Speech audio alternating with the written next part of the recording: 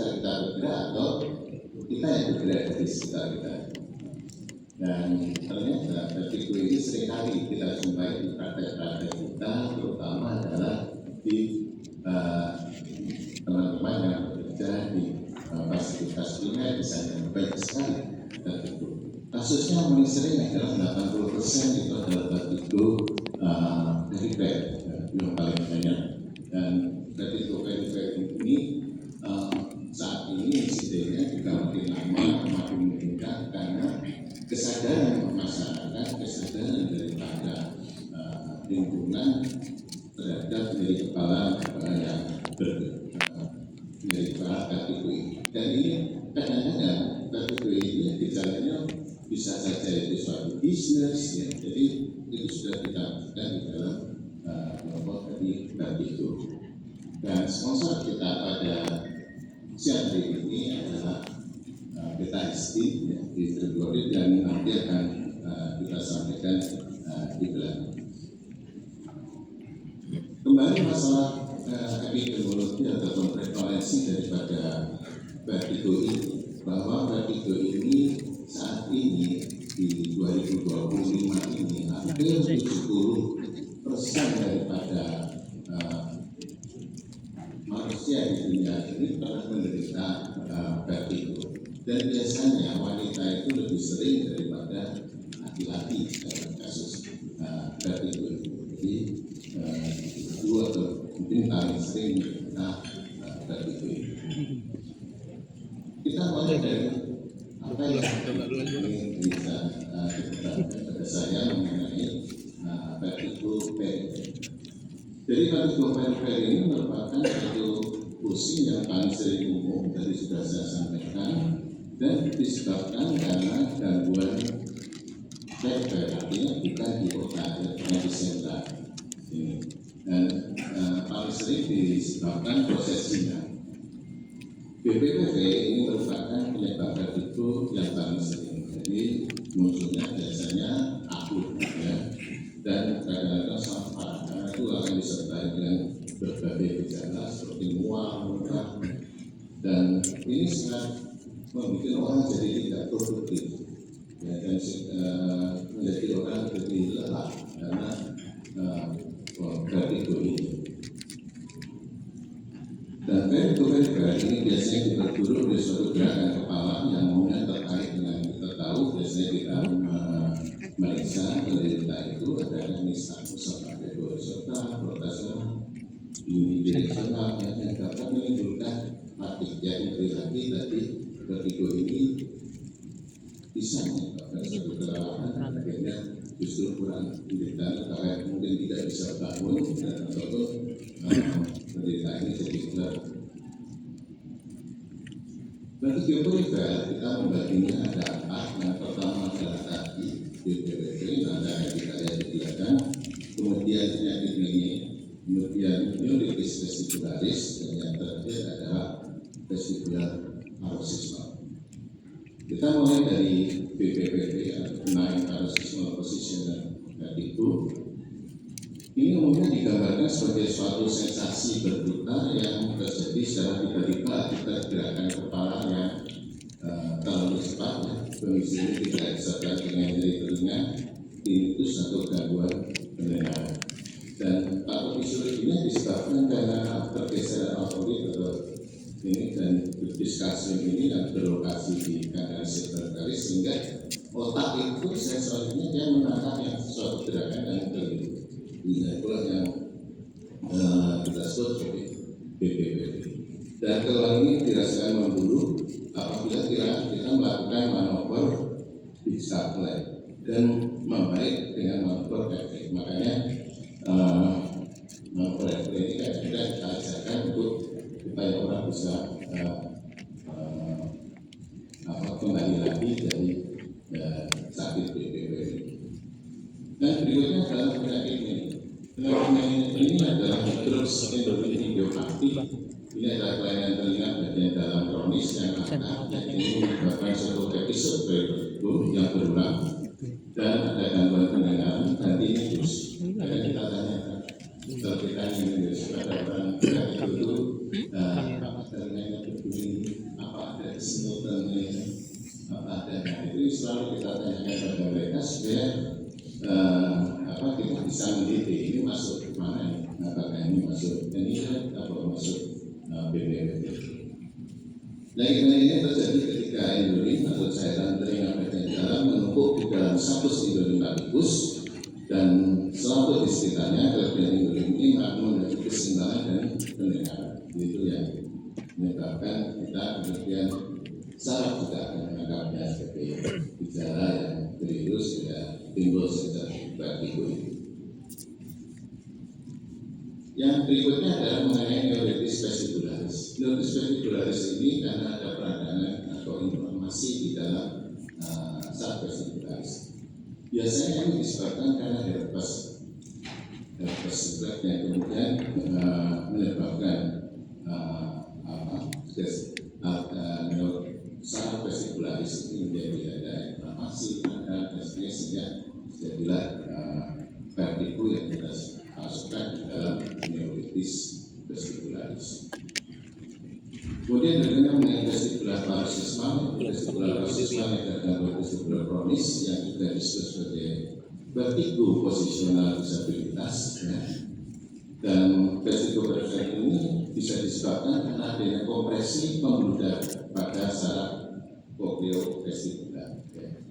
Kondisi ini dapat menyebabkan beberapa episode vertigo, durasinya singkat dan terkait dengan adanya neuralgia trigeminal atau komunikasi spasma. Nah, bagaimana kita terapi dari manajemen terapi dari vertigo? Tentu yang pertama adalah kita evaluasi umum adanya kondisi komorbid. Mungkin kita perlu tanyakan apakah penderita ini terkena stroke atau punya diabetes, hipertensi, atau gangguan hormonal seperti tiroid, itu juga bisa menjadi penyebab seperti itu. Kemudian kita bisa lakukan dengan rehabilitasi, dengan manuver, dan bedrock, itu semua bisa. Kemudian kita juga harus tanya mengenai gangguan psikologis. Kadang kita tanya apakah Bapak dan Ibu pulang dari luar kota, kecapean mungkin bisa, atau stres, depresi, banyak pikiran, fisik itu bisa disebutkan gejala-gejala vertigo. Sehingga kita harus menanyakan pada orang-orang vertigo ini tidak hanya sekedar kita melihat klinisnya bahwa dia memang vertigo yang kita akan ada gangguan klinis berputar tadi. Dan kemudian tata laksana farmakologi ini nanti mungkin saya sampaikan khususnya mengenai pitahistin, dan yang paling jarang sebetulnya adalah surgery klinik apabila penyebabnya itu ada tumor atau karena trauma. Jadi obat vertigo yang ideal itu adalah yang bisa mencegah muntah dan pusing serta meningkatkan kompensasi daripada vestibuler.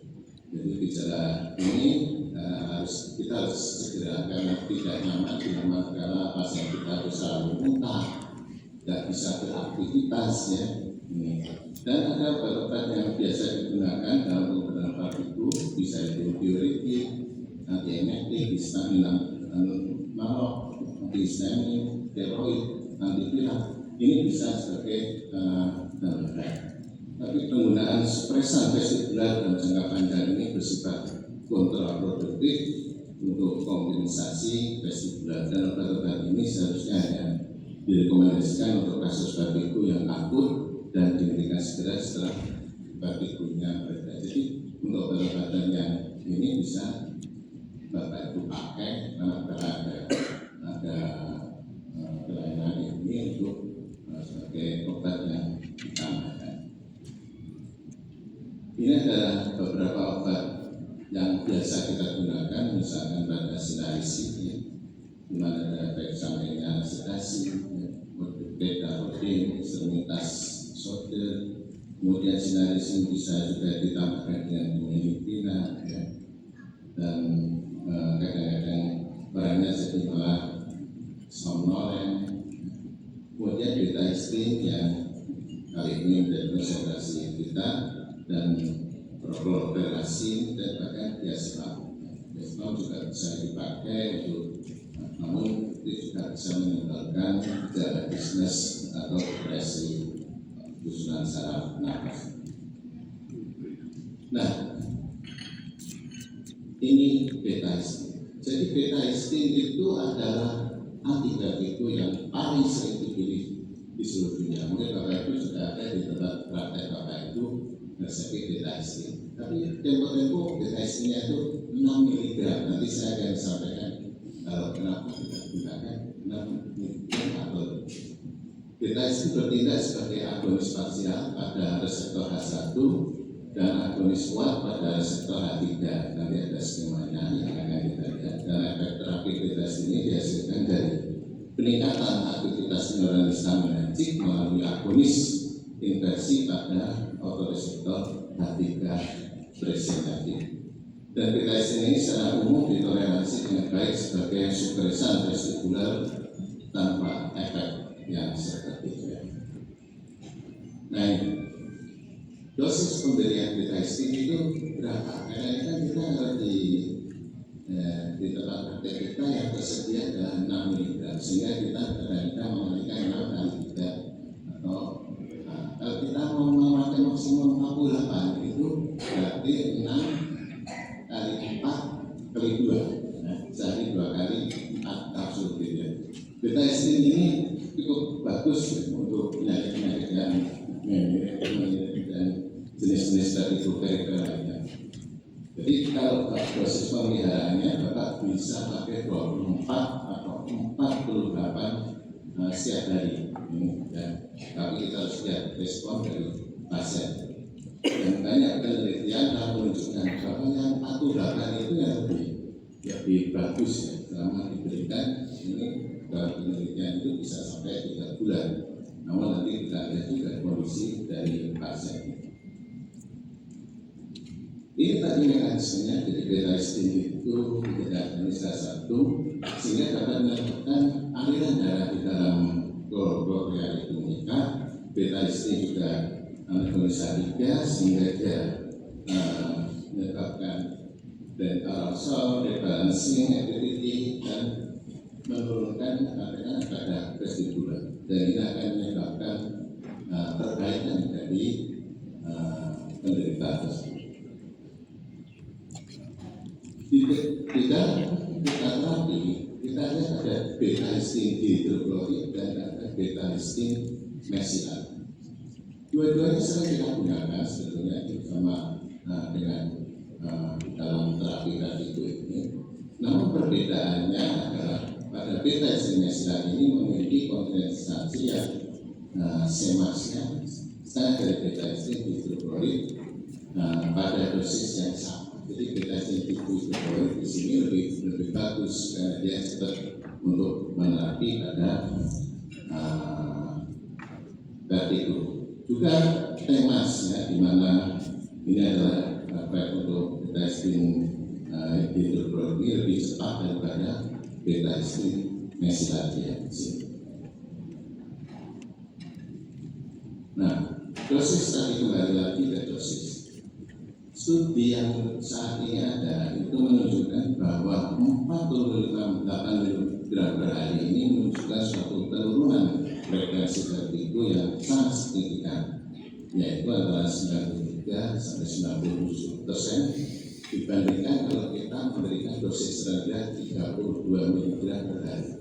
Padahal kita kadang-kadang memberikannya 6 mg 3 kali 1, masih sangat rendah. Nah, jadi ini beberapa penelitian yang ada dari Fraser dan Bradford menunjukkan bahwa dosis 48 mg beta histine itu cukup efektif untuk menurunkan vertigo. Ini juga ada penelitian di mana beta histine secara signifikan mengurangi jumlah serangan per bulan pada populasi pasien penyakit mania. Jadi itu ada 3 bulan, 6 bulan, 9 bulan, dan 12 bulan. Ternyata penelitian dari 48 mg 3 kali sehari pada penyakit mania ini bisa lebih baik. Ya, deteksi memberikan efek yang cukup sangat baik. Demikian juga dengan frekuensi serangan vertigo bulanan, ini juga terlihat di dalam penelitian ini. Pada fase yang kedua pada 2 bulan ini pengobatan deteksi sudah memberikan hasil yang cukup bermanfaat. Kemudian pada berikutnya itu pada jurnal yang ditulis oleh Catherine Samuel untuk melihat bahwa PTSD ini menormalkan stabilitas postural pasien dengan durasi BPPP kurang dari 60 hari setelah serangan vertigo pertama. Nah, kita lihat di sini yang kurang dari 60 hari setelah 10 hari pengobatan dan memiliki efek yang lebih kecil pada pasien dengan durasi PPP lebih dari 60 hari. Kemudian berikutnya adalah dari juga ini adalah jurnal. Jadi PTSD di Australia ini lebih banyak kepustakaannya daripada yang misi lain. Kalau misi itu hanya beberapa, tapi yang ini memang penelitiannya cukup banyak. Dan setelah tidak lanjut ini kan PTSD atau silsinasa ini yang mana yang akan kita pilih, ternyata setelah tidak diberikan PTSD selama 8 minggu, pasien itu tidak mengalami vertigo, hanya tinnitus yang ringan disertai gangguan pendengaran setelah pada kelompok yang berbagi. Kalau kita bandingkan dengan kelompok yang berbagi dengan sinais. Jadi apa kesimpulannya? Jadi saya mau bicara masalah sorting atau indahnya konseling PTSD. Ini adalah obat yang ODT, sehingga dia bisa dengan mudah dicerna, tidak menggunakan air, tidak jadi cukup itu sudah sangat normal. Karena orang vertigo itu kan tidur, susah bangun, dimasukkan saja. Dan ini untuk obat PTSD dan ODT ini cukup sangat efektif bagi menolong kita pada penderita-penderita yang sangat berat mungkin di rumah dan tidak bisa bangun sebagainya, cukup dimasukkan di dalam mulut dan ini cukup efektif untuk terapi vertigo khususnya dalam keadaan vertigo perifer. Jadi PTSD hidroklorid boleh dikatakan saat ini bisa membantu kita semua dalam penanganan penyakit vertigo ini, khususnya adalah vertigo perifer yang mana insidennya saat ini sudah makin meningkat. Saya kira itu yang bisa saya sampaikan. Terima kasih. Assalamualaikum warahmatullahi wabarakatuh. Terima kasih kepada Dr. Dodi Tugasoro, spesialis neurologi, subspesialis NIIOO